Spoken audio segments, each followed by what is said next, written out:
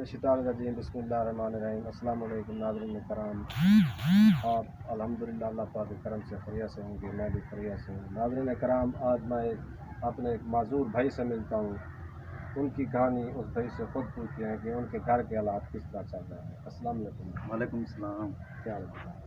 शुक्र अल्लाह, अल्हम्दुलिल्लाह ठीक। मेरे घर के हालात ठीक चल रहे हैं। क्या काम करेंगे? इससे बच्चे थे थोड़े मजदूरी करना है। भी हैं, 2 बच्चे हैं मेरे, एक बेटा एक बेटी। उन मुताबिक भी कम करेंगे बच्चे घरों में। बेगम काम करेंगे? बेगम कम करेंगे बच्चे। अच्छा, मैं घरों में सरकार तो महंगाई के हालात नाल नहीं चलता। सही।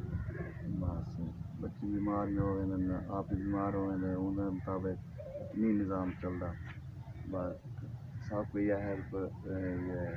हेल्प करन, अगर कहीं कोई इमदाद थी इमदाद करन। अल्लाह ताला उन्हें कोई इज्जत देती है और अल्लाह ताला उन्हें पुत्रे देती। ये मजदूरी पैदाइशी है, बाप तक कोई मसला बना? ये पैदाइशी है। अच्छा, पैदाइशी जी, है, पूरी लत कमजोर है। ये पूरी लात कमजोर है। अच्छा, बेगम तुम्हारी भट्ठा से काम करेंगे? जी वो जरी मजदूरी के ना दी उन गुजारा चले जी जाए। जी मुश्किल है।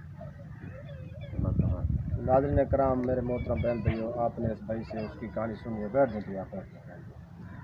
भाई जी फरमा रहे हैं कि मैं पैदाइशी ही माजूर हूँ, निहायत ही गरीब हूँ। इनकी जो बेगम है वाइफ, वो भट्ठे पे काम करती है, ईंटों के भट्ठे पे। वो ही जो मजदूरी करके आती है, ये भाई कह रहा है कि मैं उसी की मजदूरी से अपने घर का निज़ाम चला रहा हूँ।